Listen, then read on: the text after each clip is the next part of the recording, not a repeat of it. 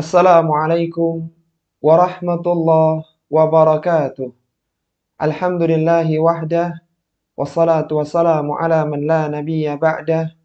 Ashhadu an la ilaha illallah wahdahu la syarika lah, wa ashhadu anna Muhammadan abduhu wa rasuluhu amma ba'du.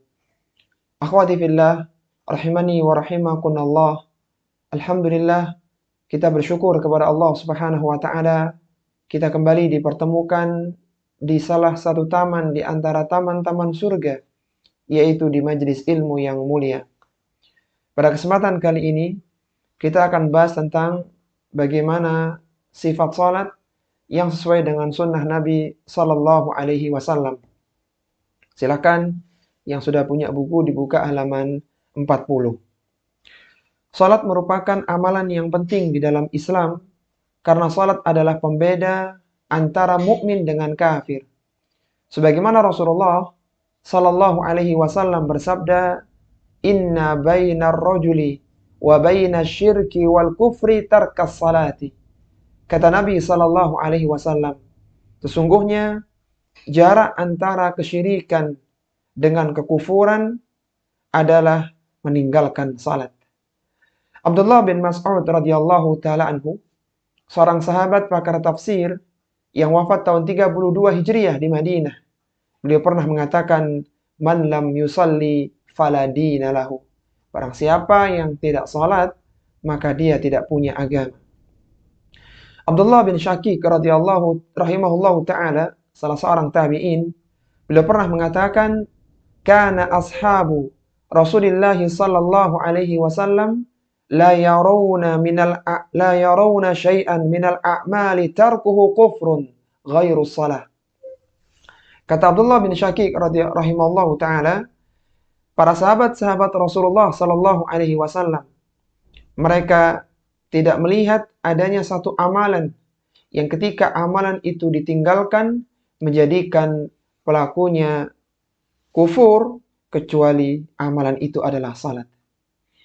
Salat merupakan amalan yang pertama kali akan dihisab pada hari kiamat. Ketika salatnya baik, maka seorang telah sukses dan beruntung. Akan tapi ketika salatnya kurang, maka dia celaka dan merugi. Sebagaimana Nabi Shallallahu Alaihi Wasallam pernah bersabda, "Awwalu ma yuhasabu bihil abdu yaumal qiyamati min amalihi as-salah." Amalan yang pertama kali akan dihisab pada hari kiamat dari seorang hamba adalah salatnya. Fa in saluhat faqad aflaha wa anjaha. Kalaulah salatnya baik, maka sungguh dia telah sukses dan selamat. Wa in naqasat faqad khaba wa khasira. Ketika salatnya kurang, maka dia telah celaka dan merugi.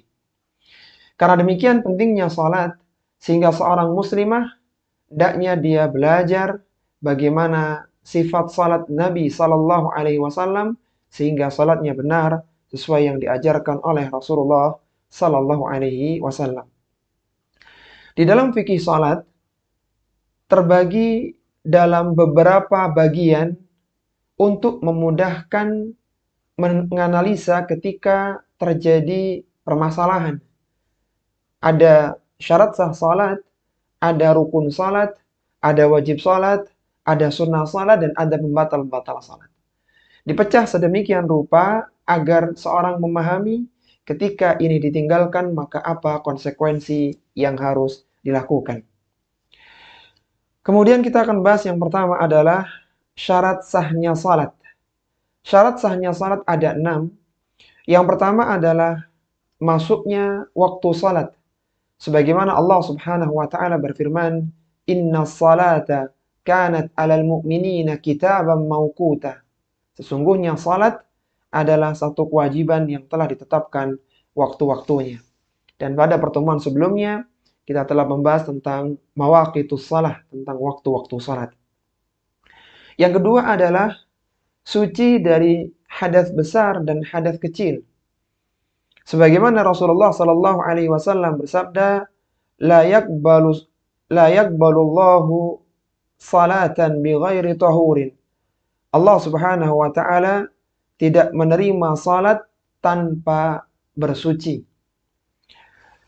Yang ketiga adalah sucinya pakaian, badan, dan tempat yang digunakan untuk salat.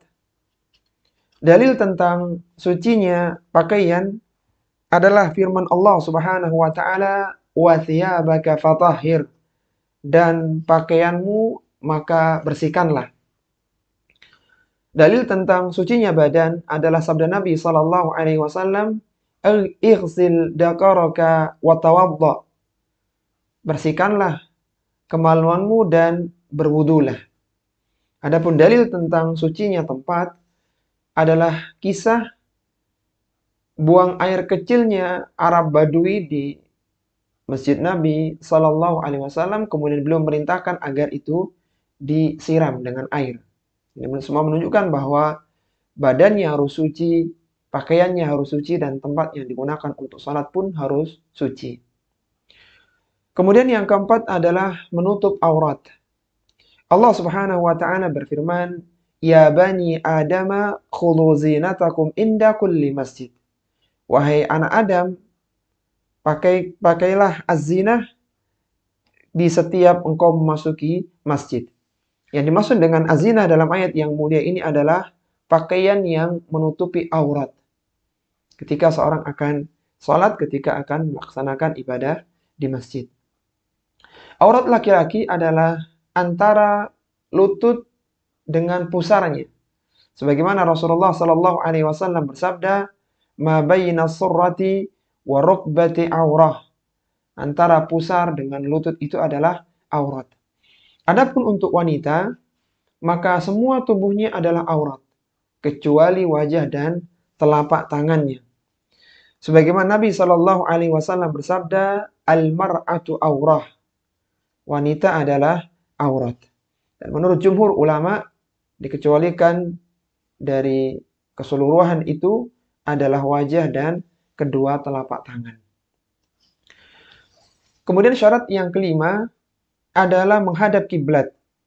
Sebagaimana Nabi sallallahu alaihi wasallam bersabda, "Idza qumta ila sholati fa asbighil wudu'a, thumma istaqbilil kiblata." Kata Nabi sallallahu alaihi wasallam, jika engkau hendak salat, maka berwudulah dengan sempurna, thumma istaqbilil kiblah. Kemudian menghadaplah ke arah kiblat.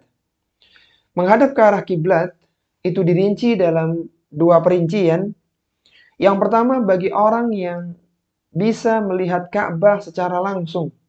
Ketika seorang berada di Masjidil Haram, ketika seorang sedang umrah atau sedang haji. Sehingga dia bisa melihat Ka'bah secara langsung, maka orang yang seperti ini, dia harus menghadapkan wajahnya dan tubuhnya ke arah Ka'bah. Kemudian yang kedua adalah orang yang tidak bisa melihat Ka'bah secara langsung. Dan ini adalah keadaan kaum muslimin secara umum. Maka menghadap ke arah kiblat ini adalah dengan perkiraan.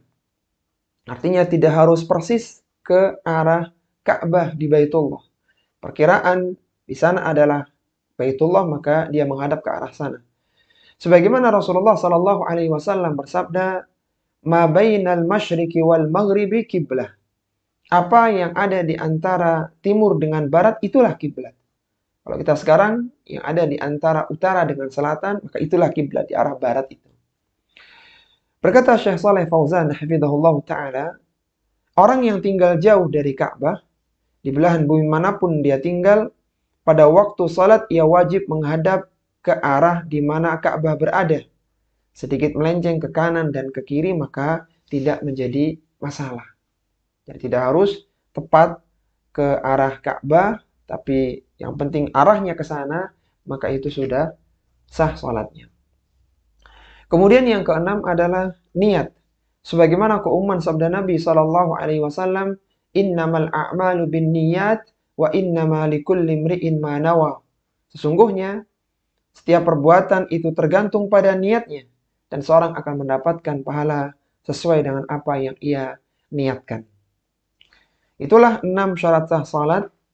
Yang pertama adalah masuknya waktu, sucinya dari hadas besar dan hadas kecil, sucinya pakaian, badan, dan tempat yang digunakan untuk salat, menutup aurat, menghadap kiblat, dan niat yang keenam. Kemudian akhwati fillah rahimani wa rahimakumullah, ada beberapa poin catatan, silakan ditulis. Yang pertama, diperbolehkan sholat dengan tidak menghadap kiblat dalam dua keadaan. Tadi kita membahas bahwa menghadap kiblat merupakan salah satu dari syarat sahnya salat. Ada dua keadaan yang seorang muslimah diperbolehkan untuk tidak menghadap kiblat ketika salat. Yang pertama adalah ketika melakukan salat sunnah bagi seorang yang berada di atas kendaraannya. Dan ini adalah pendapat yang disebutkan oleh para ulama bahwa diperbolehkan seorang yang berada di atas kendaraannya untuk menghadap ke arah dimanapun kendaraan itu melaju. Sebagaimana diriwayatkan dari Ibnu Umar radhiyallahu taala anhuma, ia berkata, "Kana Rasulullah sallallahu alaihi wasallam yusabbihu 'ala rahilati qabila ay wajhi tawajjaha." Rasulullah sallallahu alaihi wasallam berada di atas kendaraannya dan beliau menghadap kemanapun kendaraan itu menghadap. Wa yutiru 'alaiha, dan beliau juga berwitir di atas kendaraan. Ghaira annahu la yusalli 'alaihal maktubah, dan beliau tidak melakukan salat wajib di atas kendaraan. Kenapa Rasulullah sallallahu alaihi wasallam tidak salat wajib di atas kendaraan? Karena ketika di atas kendaraan tidak menghadap ke arah kiblat, atau seandainya bisa menghadap maka menghadapnya kurang sempurna. Kemudian keadaan yang kedua yang memperbolehkan seorang tidak menghadap ke arah kiblat ketika salat adalah dalam keadaan takut. Sebagaimana firman Allah Subhanahu wa taala, "Fa in khiftum farijalan aw rukbana." Kalaulah kalian dalam keadaan takut, maka salatlah sambil berjalan atau sedang berkendara. Abdullah bin Umar radhiyallahu ta'ala mengatakan, "Fa in kana khaufun huwa ashaddu min dzalik." Kalaulah ketakutan itu semakin meningkat, sallu rijalan qiyaman ala aqdamihim aw rukbanan, maka salatlah dengan berdiri sambil berjalan atau di atas kendaraan, mustaqbalil qiblata aw ghayra mustaqbaliha, baik itu menghadap ke arah kiblat atau menghadap ke arah yang selain kiblat. Inilah dua keadaan yang memperbolehkan seorang muslimah itu sholat dengan tidak menghadap kiblat, yaitu sholat sunnah di atas kendaraan, dan yang kedua ketika kondisi ketakutan. Kemudian poin yang kedua, kewajiban sholat tepat waktu lebih penting daripada kewajiban menghadap kiblat. Meskipun sholat tepat waktu itu syarat sahnya sholat, dan menghadap kiblat pun juga syarat sahnya sholat. Tapi ketika keduanya bertemu dan harus dimenangkan salah satunya, maka salat tepat waktu lebih utama daripada kewajiban menghadap kiblat. Sehingga misalnya, ketika ada seorang yang telah melakukan salat zuhur, kemudian dia safar naik kendaraan, dan dia tahu bahwa sesampainya dia di tujuan itu masuk waktu maghrib, maka dia harus melakukan salat asarnya di atas kendaraan. Meskipun di atas kendaraan itu dia tidak bisa menghadap kiblat dengan sempurna, karena kewajiban salat tepat waktu lebih utama daripada kewajiban menghadap kiblat, meskipun sama-sama syarat sah salat. Kemudian yang berikutnya, barang siapa yang telah mencari arah kiblat, lalu ia salat menghadap ke arah yang disangka sebagai arah kiblat, namun ternyata salah, maka salatnya tidak wajib diulang. Misalnya ketika seorang itu berada di penginapan, di hotel misalnya, dan tidak ada keterangan arah kiblat, dia ikhtiar bahwa menyangka di sana arah kiblat misalnya, dan ternyata keesokan paginya dilihat itu bukan arah kiblat, maka salatnya sah dan tidak perlu diulang. Sebagaimana diriwayatkan dari Amir bin Rabi'ah radhiyallahu ta'ala anhu, Ia mengatakan, kunna ma'an Nabi sallallahu alaihi wasallam fi lailatin muzlimatin. Suatu ketika kami berada bersama Nabi sallallahu alaihi wasallam di sebuah perjalanan di malam yang sangat gelap. Fa ashkalat alaina al-qiblata fa shallaina. Maka kami ragu tentang arah kiblat dan kami salat di arah yang kami sangka itu adalah arah kiblat.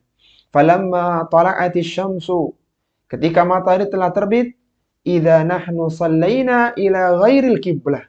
Ternyata kami salat dengan tidak menghadap ke arah kiblat. Fanazalat, maka turunlah firman Allah Subhanahu wa taala, fa aynama tuwallu fathamma wajhullah. Dimanapun kalian berada, kalian menghadap, maka disitulah ada wajah Allah. Poin yang berikutnya adalah hendaknya seorang yang ingin salat meniatkan dan menentukan dengan hatinya salat yang hendak ia kerjakan. Misalnya salat subuh, salat zuhur, salat asar karena Allah, dan yang semisalnya atau salat sunnah, maka ada bersitan niat di dalam hatinya. Yang berikutnya, niat imam tidak harus sama dengan niat makmum. Orang yang melakukan salat sunnah boleh bermakmum kepada orang yang salat wajib dan demikian sebaliknya. Jadi imam dan makmum niatnya tidak harus sama. Misalnya, ada seorang yang belum salat duhur, dia datang ke masjid di imam yang sedang salat asar. Imamnya salat asar, makmumnya salat duhur, maka ini diperbolehkan. Atau misalnya suami salat isya atau suami salat witir 2-1, dia berdiri di rakaat kedua, istrinya salat isya 4 rakaat sebagai makmum. Imamnya salat sunnah 2 rakaat kemudian ditambah 1, istrinya 4 rakaat. Jadi ketika suaminya salam, berdiri sama 1 lagi, istrinya menambah 2 rakaat lagi. Yang berikutnya, tidak diperbolehkan merubah niat ketika salat telah berlangsung, kecuali merubah niat dalam hal berjamaah. Jadi tidak boleh seorang, misalnya dia salat subuh, kemudian tiba-tiba dirubah salat sunnah fajar. Tidak diperbolehkan. Yang boleh hanyalah perubahan di dalam masalah berjamaah. Asalnya salat sendirian menjadi imam, atau menjadi imam, kemudian dia berubah menjadi makmum, dan semisalnya, maka dalam masalah ini diperbolehkan. Sebagaimana diriwayatkan dari Ibnu Abbas radhiyallahu taala anhu, "Bittu lailata inda khalati Maimunah."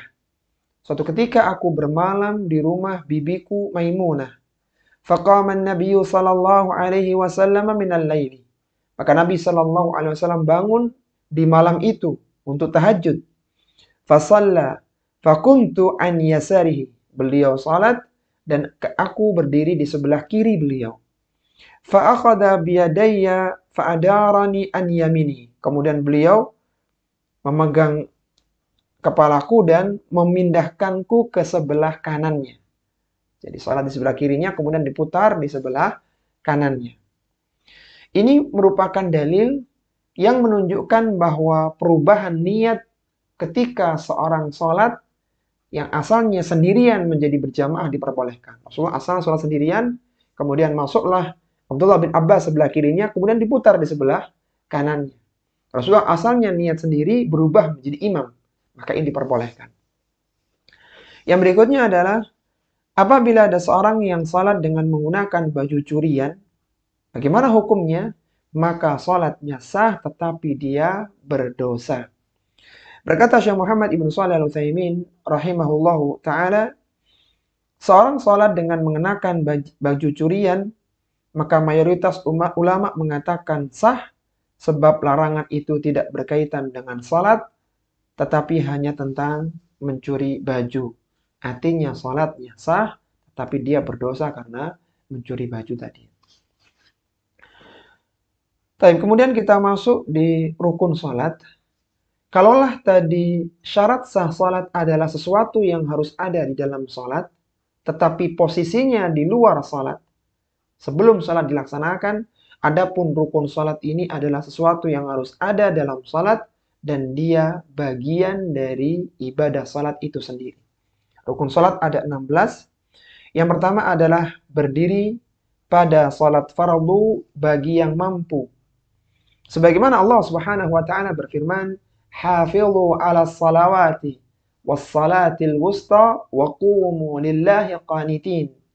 Kata Allah Subhanahu wa taala, jagalah salat-salat kalian dan salat wusta, salat asar, wa qumu lillahi qanitin, dan berdirilah untuk Allah Subhanahu wa taala dengan khusyuk.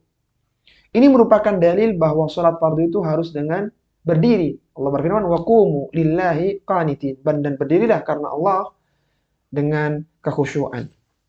Adapun untuk salat sunnah, maka boleh seorang melakukan salat dengan tidak berdiri, meskipun pahalanya berbeda dengan orang yang salat dengan berdiri. Kemudian yang kedua adalah takbiratul ihram. Sebagaimana Rasulullah sallallahu alaihi wasallam bersabda, "Miftahus salati tahur wa tahrimuha takbir wa tahliluha taslim." Kunci salat adalah bersuci, pengharamannya adalah takbir, dan penghalalannya adalah salam. Yang ketiga adalah membaca Al-Fatihah di setiap rakaat. Sebagaimana sabda Nabi sallallahu alaihi wasallam, "La salata liman lam yaqra' bi Fatihatil kitab." Tidak sah salat seseorang yang tidak membaca Al-Fatihah di dalamnya. Kemudian yang keempat dan yang kelima adalah ruku' dan tumakninah di dalamnya. Sebagaimana firman Allah Subhanahu wa taala, "Ya ayyuhalladzina amanu ruk'u wasjudu." Wahai orang-orang yang beriman, rukuklah dan sujudlah kalian. Dan dalam ruku' itu perlu juga adanya tumakninah, tenang terlebih dahulu.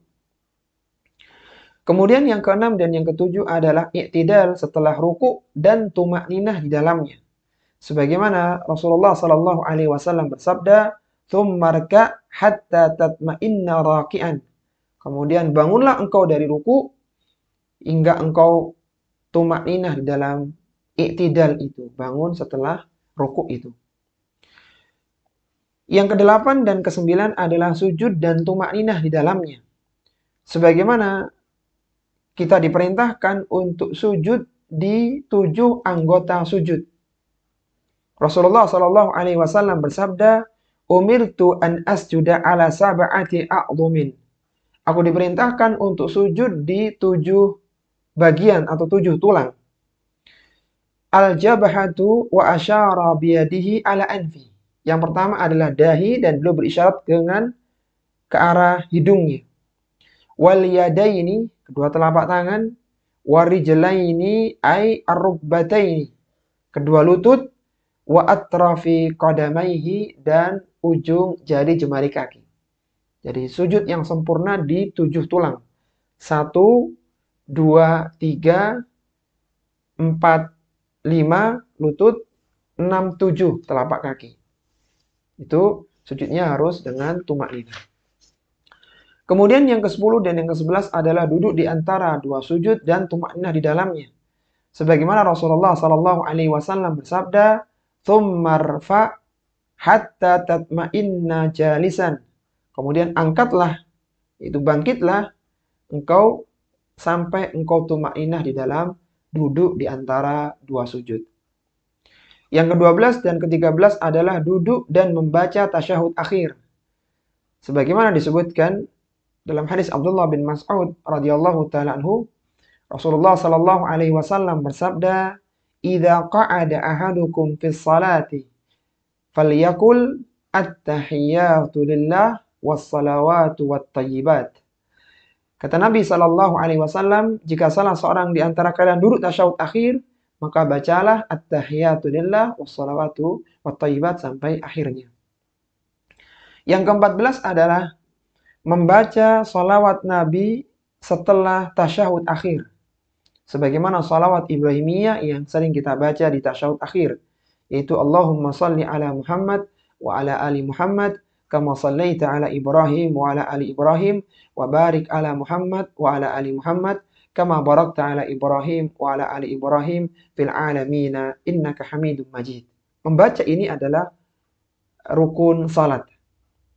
Kemudian yang ke-15 adalah mengucapkan salam, dan menurut jumhur ulama, salam yang rukun adalah salam yang pertama. Adapun salam kedua adalah hukumnya sunnah.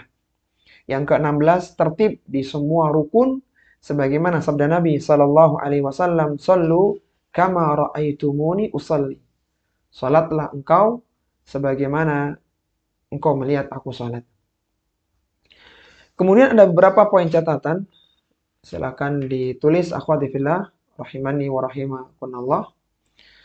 Yang pertama adalah apabila seorang melakukan salat sambil duduk, hendaknya duduknya itu adalah duduk seperti tasyahud awal, yaitu duduk iftirash. Ini posisi duduk yang paling utama. Kalaulah dia tidak mampu, maka dia boleh duduk dengan bersila. Ini level yang kedua.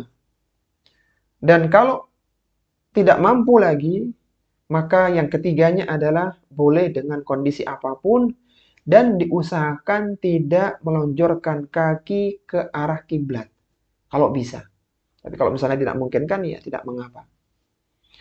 Kemudian yang kedua adalah apabila seorang melakukan sholat sambil berbaring, maka dianjurkan melakukannya dengan berbaring ke arah kanan dengan wajah menghadap ke arah kiblat. Karena demikianlah posisi tidur yang sunnah, yaitu tidur dengan berbaring ke sebelah kanan.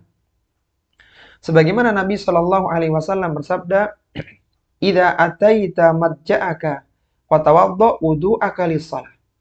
Kalaulah engkau akan mendatangi tempat tidurmu, maka wudulah seperti wudu untuk salat. Tsumma taji ala shikkikil aiman. Kemudian berbaringlah di atas sisi tubuh yang sebelah kanan. Jadi sebelah kanan. Taib. Kalau kita contohkan ya, misalnya ini adalah seseorang, ini kepalanya, maka sana arah kiblat misalnya begitu, maka dia sholat sambil berbaring itu miring ke sebelah kanan seperti ini. Jadi wajahnya ke arah kiblat, sebelah kanannya berada di bawah. Ini yang pertama. Atau kalau tidak bisa, maka posisinya begini. Ini kepalanya atas, maka dia seperti ini. Di sini ada bantalnya, supaya wajah bisa menghadap ke arah kiblat. Seperti sangat diperlukan ketika seorang misalnya sedang sakit, sedang di rumah sakit, maka sholat sambil berbaring itu bisa diamalkan, bisa dilakukan.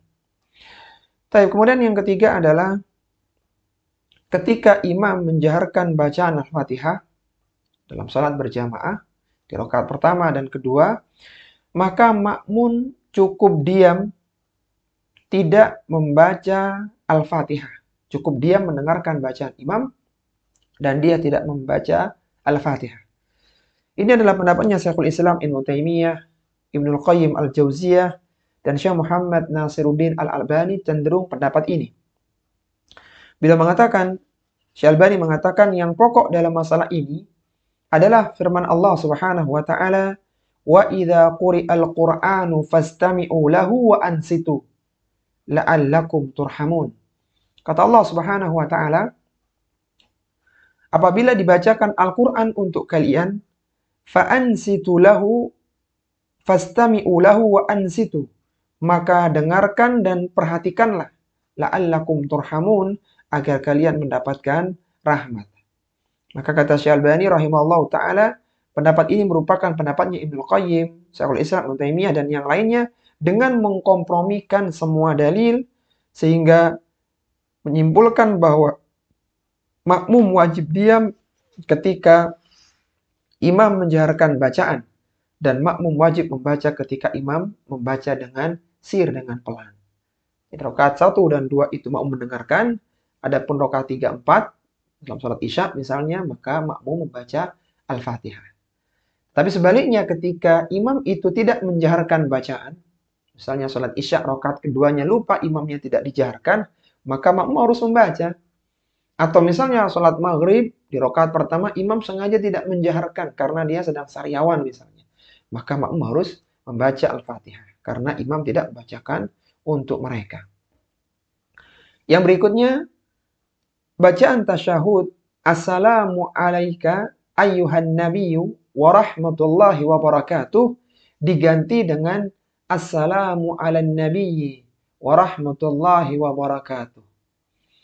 Kenapa? Karena ucapan yang pertama, Assalamualaikum ayuhan nabi warahmatullahi wabarakatuh, ini dibaca ketika Nabi masih hidup.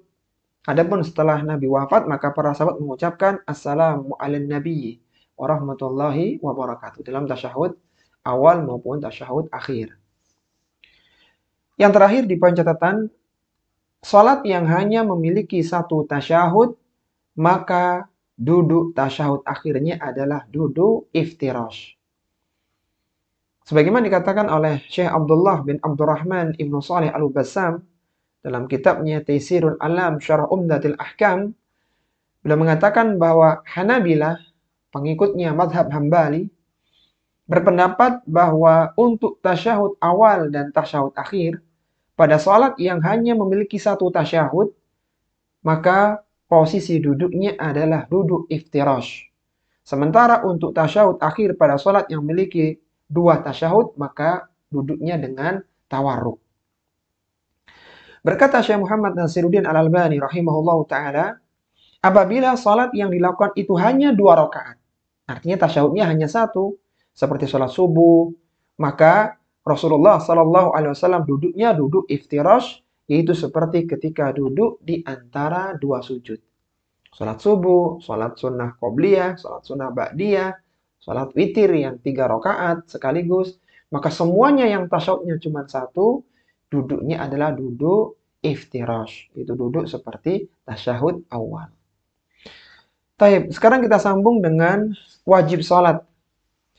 Kalaulah rukun salat itu adalah sesuatu yang harus ada di dalam salat, dan dia berada di dalam ibadah salat itu sendiri, ketika ditinggalkan dengan sengaja salatnya batal, ketika ditinggalkan dengan tidak sengaja maka rakaat yang kurang rukunnya harus diganti. Ini untuk rukun salat. Yang akan kita bahas ini adalah wajib salat. Wajib salat adalah sesuatu yang harus ada dalam salat, yang ketika ditinggalkan dengan sengaja salatnya batal, tapi ketika ditinggalkan dengan tidak sengaja maka cukup diganti dengan sujud sahwi. Itu bedanya antara wajib dengan rukun.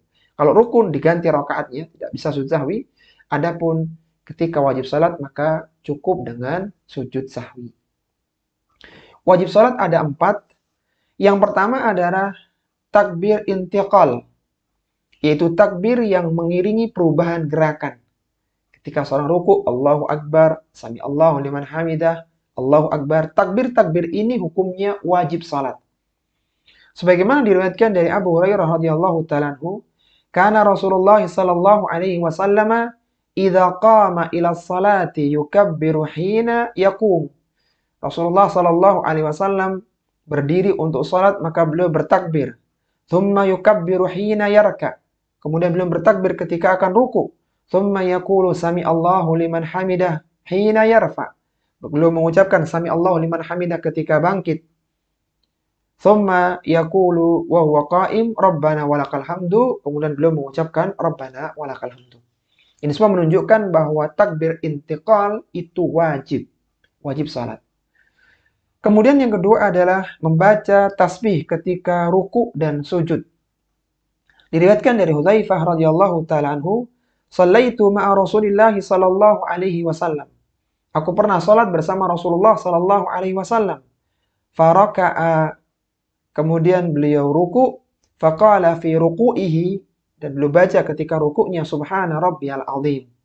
Wa fi sujudihi, dan ketika sujud subhana rabbiyal a'la. Bacaan tasbih ketika ruku dan sujud adalah wajib salat. Dan ada beberapa riwayat lainnya yang bisa kita baca. Misalnya subhanakallahumma rabbana wa bihamdika Allahumma gfirli. Atau subuhun quddusun rabbul malaikati warruh. Atau membaca subhanadil jawarut wal malakut wal kibriyai wal azamah. Ini semua adalah variasi bacaan ketika ruku dan sujud. Yang ketiga adalah membaca doa di antara 2 sujud. Sebagaimana disebutkan oleh Ibnu Abbas radhiyallahu ta'ala anhuma, ketika Nabi sedang duduk di antara 2 sujud, beliau membaca Allahumma gfirli warhamni wajburni warfa'ni wahdini wa'afini warzuqni. Ya Allah, ampunilah aku, rahmatilah aku, Cukupilah aku, angkatlah derajatku, berilah aku petunjuk, selamatkan aku dari mara bahaya, dan berilah aku rizki. Yang keempat, yang terakhir adalah tasyahud awal dan duduk di dalamnya. Sebagaimana disebutkan dalam hadis yang diriwayatkan dari Abu Humaid As-Sa'idi, Rasulullah yang menceritakan salatnya Rasulullah, "Idza jalasa fi rak'ataini jalasa ala rijlihil yusra wa nasabal yumna." Rasulullah kalau duduk tasyahud itu, tasyahud awal, maka beliau duduk di atas kaki kirinya dan meluruskan, menegakkan kaki kanannya, atau duduk iftirash. Inilah 4 wajib salat, yaitu takbir intiqal, membaca tasbih ketika rukuk dan sujud, membaca doa di antara dua sujud, dan tasyahud awal serta duduk di dalamnya. Kalaulah tasyahud akhir, duduknya dan bacaannya, bahkan salawatnya itu adalah rukun salat, adapun tasyahud awal, maka duduk dan bacaannya adalah wajib salat. Ini akhwati fillah, rahimani wa rahimakumullah, yang bisa kita bahas pada kesempatan kali ini. Semoga kita dimudahkan dalam memahaminya dan bisa mengamalkan di kehidupan kita. Ana mohon maaf kalau ada hal yang kurang berkenan. Kita akhiri wassallallahu ala nabiyyina Muhammadin wa ala alihi wa sahbihi wasallam. Subhanakallahumma wa bihamdika asyhadu an la ilaha illa anta astaghfiruka wa atubu ilaik. Wa akhiru da'wana alhamdulillahi rabbil alamin. Wassalamualaikum warahmatullahi wabarakatuh.